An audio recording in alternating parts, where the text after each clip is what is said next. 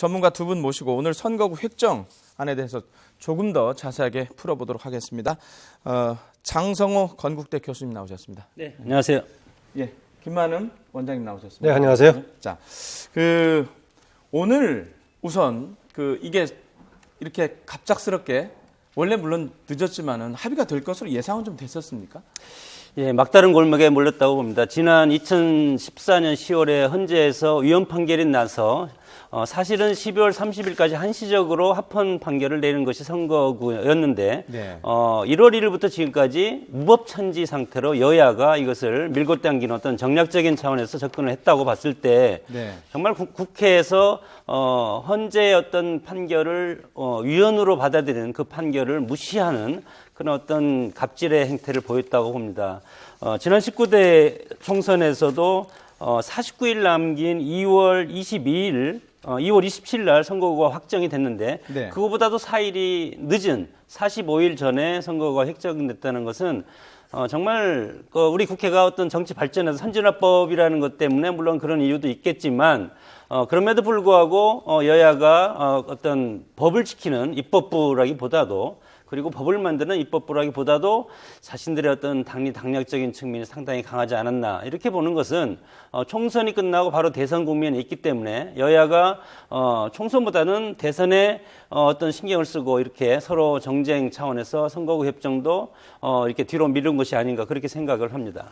조금 전에 저희가 이승현 기자, 국회 현장에 있는 기자한테도 물어봤는데요. 네. 제가 궁금한 거는 저도 가끔 이런 표현을 합니다. 양치기 국회라는. 합의를 하고 안 되고 합의를 하고 안 되는 경우가 많거든요. 네. 이 선거구 획정안도 제가 기억하기로는 26일 날 처리하기로 합의를 했었단 말입니다. 네. 근데 그게 필리버스터 때문은 아니고 내부적으로 합의가 안 돼서 결국 못 넘어오다가 오늘 합의가 된 거란 말입니다. 오늘이 28일이니까 며칠 늦었죠. 자, 그런데 이게 이제 넘어왔는데 이게 과연 또 본회의에서 통과가 될지 이것도 그냥 상당히 궁금하거든요. 이 절차가 어떻게 될까요? 여야가 선거구 획정이니까 여야 5대5 동수이기 때문에 합의가 상당히 어려운데 예. 여야 선거구 위원들은 선거구 자체 판단이 아니고 어떤 당의 어떤 지도부와 긴밀한 상의를 했지 않겠습니까? 네. 야당이나 여당이나 여기에 서로 합의를 했다는 것은 29일 날 본회의에서 통과를 시켰다는 의지가 강하다고 봅니다. 그런 차원에서 봤을 때 필리버스터 정국은 이제 선거구가 획정안이 국회에서 상임위를 거쳐서 안행위를 거쳐서 본회의에 넘어오면 바로 표결을 하고 필리버스터 정국은 저는 이제 종결되리라고 봅니다. 그 시점이 내일로 예상을 하시는 예, 저는 건가요? 내일이 좋다고 봅니다. 아, 예, 알겠습니다. 일단 김만호 원장님한테 우선 가장 궁금한 게요. 아까 이승현 기자도 조금 정리를 했지만은 어떻게 조정이 됐는지가 일단 일반 유권자들은 가장 궁금할 것 같거든요. 네. 그 조정이 어떻게 됐는지 좀 설명을 좀 자세히 좀 해주시죠. 전체적으로는 이제 19대까지는 지역구가 246, 네. 비례가 54 합해가지고 300명이었었죠. 예. 그런데 이제 전체 300명 정원은 그대로 고정이 된 상태로 네. 지역구가 7개가 늘었습니다. 그래서 네. 253개가 되고 이제 그러네요. 비례대표가 예. 47개가 됐는데 예. 사실 이렇게 조정하는 과정이 좀 처음에는 쉽지가 않았습니다. 예. 왜냐하면은 비례대표 축소에 대해서 현 야당 쪽에서 굉장히 반대를 했기 때문에요. 그렇지만 지난해 말에 사실상 현재 지역구를 246개에서 7개 늘리는 253개로 하고 비례를 47개로 하는 것은 되게 합의를 봤습니다. 예. 그럼 왜 오래 걸렸느냐 봤을 때 나머지 이제 비례에 대해서 연동제라든가 비례 성격을 어떻게 할 것인가 또 막판에는 비례에다가 석패율제를 좀 도입해달라라고 야당 측에서 요구를 했습니다. 예. 이게 논란이 되긴 했었지만 그래도 대체로 현재의 253대 47개 안은 확정이 돼 있었는데 이제 나중에는 오히려 여당 쪽에서 다른 쟁점 법안들에 연계해서 이것을 먼저 처리하고 하자 해서 네. 길게 늘어졌습니다. 아까 말씀드린 7개 넣은 것을요, 광역 단위별로 보자면은요, 예. 수도권에서 10개가 늘었죠. 경기 지역 8개가 늘고 서울, 인천이 1개씩 늘어가지고 총 수도권 10개가 늘었고요. 그다음에 충청권에서 대전 1개, 충남 1개에서 2개 늘었죠. 전체적으로 보자면은 12개가 늘었는데요. 나머지 다른 광역 단위에서 5개가 줄었습니다. 그중에 어디냐? 한 지역구가 강원도가 한 지역구가 줄고 예. 경북이 2개 줄고 전북, 전남이 하나씩 줄어가지고 전체적으로 광역 단위로 보자면 12개가 늘었는데 5개가 줄어가지고 총 7개가 는 이런 형태가 됐습니다. 최근에 와서는 어쨌든 간에 그렇게 오히려 여당에서 남은 쟁점 법안을 먼저 처리해달라. 심지어는 박근혜 대통령께서 선거가 뭐 중요하냐, 다른 경제 관련 법안이 중요하다 이런 얘기까지 나와 상당히 통과가 안 되고 있다가요. 지난번에 다른 법안들에 대한 확정과 더불어서 여야 간에 최종 합의를 봐서 지난 26일 날 본회의에서 통과시키기로 결정을 했었죠. 그런데 이제 테러 방지법 문제가 걸리면서 필리버스터가 왔지 않습니까? 예. 그런데 26일 날 못했던 것은 아까 앵커께서 지적했다시피 필리버스터에 따른 문제가 아니라 선거구 획정위원회 내부에서 결론을 못 내렸습니다. 예. 획정을 못 내린 이유는 아까 장 교수께서 잠깐 설명을 하셨죠. 이게 이미 사실 아는 무슨 탐구에서 만드는 것이 아니라 개수만 확정이 되어 있으면은 행자부에서 몇 개 사례를 가지고 이미 딱 답안이 나와 있습니다. 네. 이걸 가지고 어떤 걸 선택할 것인가 결정만 남았는데 이제 서로 좀 입장이 다르고 여야 간에 서로 주장하는 바가 달라가지고 결정을 못 내리고 있다가 아마 최종적으로 담판을 해서 오늘 결정을 내린 것 같습니다. 그래서 오늘 이제 국회로 넘어왔기 때문에 내일은 그냥 진행이 되는데 내일 진행이 되려면은 현재 진행되고 있는 테러 방지법에 대한 필리버스터 문제가 중단이 돼야겠죠. 예. 아마 야당에서는 내일쯤 그걸 처리를 중단을 하고 중단한다는 끝낸다는 거 되겠죠. 네. 그리고 나서 선거구 획정을 처리할 수 있지 않을까 됩니다. 원래 절차로 보자면은 3분의 2가 안행해서 반대를 하면 한 번 더 재고를 요청할 수 있습니다. 그런데 이번 진행되는 과정으로 봤을 때 안행해서 반대하지 않고 그냥 순차적으로 그대로 본회의 넘어가서 내일은 이대로 아마 결론이 날 거다 그렇게 짐작을 합니다. 그러니까 원장님도 내일 통과가 될 거다. 네, 그렇게 봅니다. 그렇다면, 과거에 만약에 예. 과거 같으면은 그 특히 농어촌 선거구에 돈 분들이 굉장히 반대를 했어. 장윤석 의원 등 해가지고 경우에 따라서 본회의 넘어갔을 때 이것이 부결될지도 모른다라는 얘기까지 나와 한때 과거에는요. 네. 그런데 실제로 부결돼 버렸을 게 해법이 없습니다. 네. 우리가 절차상으로 봤을 때요. 네, 네. 그런데 이번의 경우에는 여야가 합의를 했고 최종에 몰려있기 때문에 부결되는 사례들은 없이 그냥 내일 결정될 걸로 저는 그렇게 내다보고 있습니다. 그 이제 2월에 처리하는 거나 4월에 처리하는 거는 어감상도 틀리고 국민들이 정치권을 바라보는 시각도 상당히 틀리지 않겠습니까? 네. 그런 측면에서 2월을 넘기지 않을 가능성이 상당히 많고 그리고 재외선거구 선거의 명부 작성이 지금 25일부터 이미 시작이 됐습니다. 물론 19대 총선 때도 선거구 획정되기 전에 기존 선거구를 기존으로 해서 재외국민 선거구 명단을 정리를 했는데 지금은 그때랑 차원이 틀린 것이 그때 당시에는 지역적인 몇 군데만 조정하면 되겠지만 지금은 헌재에서 위헌 판결을 났기 때문에 선거구 없는 상태에서 작성하는 이 자체도 또 위법 상황이기 때문에 예. 국회가 참 국민들한테 여러 가지 면목이 없게 됐습니다. 원장님 제가 궁금한 게요. 그 선거구 획정이 늦어진 이유 중에 하나가 획정위에서 좀 늦게 됐지 않습니까? 획정이 며칠간 늦어진 겁니다. 며칠. 예, 아니 그 제가 궁금한 거는 획정위라는 게 이른바 그러니까 새누리당과 그 더민주당 대리인 역할을 하게 되는 겁니까? 유연수가 어떻게 되는 겁니까? 글쎄요, 현재 이제 4대 4로 구성이 되어 있고요. 예. 선관위 차장이 이제 위원장을 맡아서 1명이 추가돼서 9명이 돼 있죠. 예. 그러니까 선관위에서 이제 위원장이 중립적인 입장을 지킨다면 여야 간에 4대 4 구도가 되어 있습니다.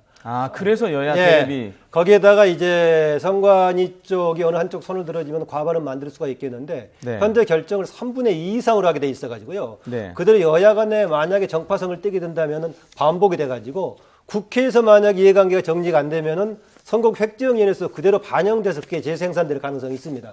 네. 그래서 이것을 두고 이제 차후에는 이번 과정을 거치면서 선거구 획정위를 구성하는 방식 자체도 바꿔야 된다라는 얘기가 나오고 있고 예. 현재 3분의 2 결정으로 되어 있는데 이것 또한 바꿔야 되지 않냐라는 몇 가지 주장이 나오고 있습니다. 예. 우리나라가 선거구 획정위뿐만이 아니라요 사실상 정당이 추천하는 거의 모든 조직들이 그들의 정당의 정파성을 대신해서 대변하고 있기 때문에 그렇게 되어 있죠. 아시다시피 방송통신위원회도 그렇고 해서 우리나라 정치 자체가 좀 그런 성향이 있어서 이런 부분은 앞으로 해결 과제로 남아 있습니다. 자, 이제 조금만 더 자세하게 디테일하게 좀 들어가 보겠습니다. 저희가 지금 밖에서 그래픽을 일목요연하게 준비를 하고 있는데 준비되는 대로 그것은 보여드리고요. 우선 설명을 좀 드릴게요. 서울 같은 경우에 지금 2개 지역구가 추가가 됐습니다. 그 강서구 갑을 네, 강서구 가불이 가불병으로 됐고요. 가불병으로 강남 가불이 가불병으로 됐습니다. 예. 2개가 늘었는데 예. 대신 중구가 성동갑에 합해져 버렸기 때문에 하나가 줄고 2개가 늘어서 서울은 전체적으로 하나가 는 꼴이 되겠죠. 예. 자, 그렇다면 지금 강서구 가불병이 된 거에 관련한 어떤 그 현역 의원들이라든가 이런 변수는 있습니까? 당연히 하나가 늘기 때문에요. 예. 하나가 늘기 때문에 현역 간에 줄어들지는 않죠. 만약에 합해져 버린다면은 두 현역이 하나가 돼가지고요 곤란한 상황이 생길 겁니다. 그런 지역은 아마 몇 개 지역이 있을 수가 있겠는데 서울의 경우는 오히려 늘어서 네. 그런 문제는 안 생길 것인데 대신 이제 저기가 문제가 생기겠죠. 중구의 경우에 서울 중구. 예, 중구의 경우에 성동 가박 합해지니까 두 현역이 예. 결합하고 기존에 결합하는 경쟁 관계가 생겨가지고 지금 그쪽 현역이 누구? 중구는 정호준 의원이 있는데요. 네. 성동갑이 지금 누군가요? 어느 쪽인가 모르겠는데 하여튼 그 두 현역 간에 같이 경쟁을 하게 되고 또 새로 이제 신생 세력이 또 등장하고 있기 때문에 새로 도전하려는 신의 또 이미 기존의 현역들 겹치는 지역들 골치 아플 겁니다. 그래서 가끔 보면은 네. 이거를 쪼개려고 현역들이 선거구 획정에는 굉장히 로비를 합니다. 그러다 보면 네. 이렇지도 못하고 저렇지도 못하고 이런 과정이 있었는데 쪼개지는 분구가 되는 지역은 뭐 새로이 하나이 생기니까 걱정이 없겠죠. 예컨대 인천 같은 경우도 연수에서 가불로 쪼개지지 않습니까? 거기가 이제 황우여 이제 전에 총리까지 하신 분이 부총리까지 하신 분이 계셨는데 네. 새로 도전하는 새누리당 세력들이 있는데 거기에 이제 민경욱 전 청와대 대변인 또 민현주 현 비례대표 의원 등이 있었는데 그게 쪼개지니까 도전이 쉽게 가능하겠죠. 결합되는 지역은 복잡하지만 쪼개지는 지역은 좀 쉽습니다. 상대적으로요. 근데 이런 걸 보면 이제 중구 예. 같은 경우는 구청장은 새누리당 구청장이고 그리고 국회의원 정호준 의원 아닙니까? 예. 그래서 이것을 나누기도 그렇고 사실은 이것을 이제 쪼개면서 없애버린 건데 그래서 성동구 갑과 울로 이제 이렇게 통합이 돼서 나눠서 이제 가져가는 건데 네. 전체적으로 보면 강남에도 한 석이 늘고 강서에도 한 석이 늘면 여야가 한 석씩 주고 받았다고 저는 이제 이렇게 텃밭에서 보면 강서는 상당히 더불어민주당 쪽에서 강세 지역 아니었습니까? 그래도 뭐 강서는 아마 중간 정도로 보는 게 맞을 겁니다. 예. 섞여 있기 때문에. 자, 지금 이번에 가장 이제 많이 는 지역이 경기도 아닙니까? 그렇습니다. 그 인구가 늘었기 때문에 당연히 늘어났는데 여기에서 어떤 이 경기도 8개 늘어난 곳에서 좀 특징적인 부분을 좀 찾을 수 있을까요? 경기도 좀 다시 봐야겠는데요. 예. 언뜻 떠오른 영인이라든가 뭐 수원 이런 데 경우에는 수원은 과거에는 상당히 그 야당세도 적당히 배치가 됐습니다만 또 최근에 지난번 보궐선거 거치면서 여당세가 좀 강해진 쪽으로 됐어요. 이번에 서로 이제 분구가 되는 지역을 모르겠는데 용인은 상대적으로 그동안에요. 여권에 좀 강세가 있었던 지역입니다. 이번에 경기가 획기적으로 8석이나 는 것은 기본적으로 인구가 늘었기 때문이기도 한데요. 네. 과거에는 인구가 늘었어도 가급적이면은 억제하려고 좀 그랬습니다. 경기 지역을 그대로 인구에 따라 비례해서 그대로 늘려주면은 다른 지방들이 또 줄어드는 경향이 있기 때문에 그렇죠. 과거에도 수도권이 경기 지역은 인구가 많이 늘어서 지금 서울을 능가하지 않습니까 수가? 예. 그래서 계속 지역구를 늘리는 것에 대한 요건들은 계속 있어 왔지만은 억제해 왔었는데 현재는 2대1로 확실하게 해버렸기 때문에 예. 범위 내에서 늘릴 수밖에 없어서 그동안에 억제해왔던 것을 이번에 불가피하게 늘리다 보니까 아마 경기가 8석이나 많이 느는 그런 결과를 가져왔습니다. 이번 그 인구 기준일이 작년 10월 31일인가요? 예, 10월 예, 30일로 10월 했습니다. 30일. 그래서 14만 하한 상한 28만 해가지고요. 네. 과거 지금처럼 2대1이 아니고 지난번 3대1일 때는요. 쪼개도 되고 안 쪼개도 되고 그런 상황이 생겼습니다. 예컨대 하한이 15만이라고 했을 때 32만의 경우에는 16만 두 개도 쪼개도 되지만은 3배는 45만이 되기 때문에 유지를 해도 되고 그랬었는데 현재는 2대1로 확실하게 해버리니까 정확하게 넘으면 쪼개야 되고 안 되면 합해야 되는 그런 기준은 저렇게 설정이 된 셈입니다. 그러니까 이제 이 소선구제에서 이렇게 쪼개다 보니까 14만에서 28만 하다 보면 우리 농촌 지역이 지금 상당히 지금 치명적인 피해를 입을 가능성이 많습니다. 사실은 네. 면적은 넓고 인구는 적고 하기 때문에 예. 그래서 앞으로 이 선거구를 20대 국회에서는 저는 이제 중대 선거구제라든가 선거구 개편 문제를 좀 본격적으로 해야 될 것이고 예를 들어 순천 같은 경우도 지금 27만 8,928명이 이번에 선거구 획정이 됐는데 예. 최다 선거구고요. 그리고 속초 고성은 14만 74명으로 예. 해서 이렇게 인위적으로 하다 보니까 농촌 지역의 대표성이 상당히 추약해졌다. 사실은 우리가 농촌이 우리의 어떤 근간인데 농촌에서 대표자가 이렇게 없으면 농촌이 점점 더 사각지대로 변할 가능성이 많다고 봅니다. 지금 이제 순천 얘기가 나와서요. 예. 거기 기존에는 순천 곡성이지 않았습니까? 예. 순천 곡성이 주목받았던 배경 중에 하나가 유일하게 그쪽 지역에서 이정현 의원이 새누리당 소속이 됐었는데 그렇죠. 이정현 의원이 털을 담고 있는 고향은 그중에서 상대적으로 수가 적었던 곡성이지 않습니까? 예. 이번에 곡성이 이제 떨어져 나가서 광양 이런 쪽으로 합하게 될 것인데 아. 그랬을 때 이제 순천 지역을 배경으로 새롭게 이제 현 야권 계열이 당선 가능성이 높아졌다라고 볼 수 있겠습니다. 아, 그것도 예. 재밌는 대목이네요. 그렇습니다. 이 선거구 획정안이 그동안 그 논의가 많았지 않습니까? 어떻게 갈라지고 어떻게 통합될 거라는 게 지금 오늘 나온 게 예상했던 부분입니까? 아니면 좀 특이한 부분이 있는 겁니까? 최근에는 대체로 예상했던 부분들입니다. 예상했던 부분인데 예. 대신 이제 강원도 같은 경우에 오늘 보니까 5개 군이 합해지는 지역이 2군데나 되죠. 네. 그래서 한때는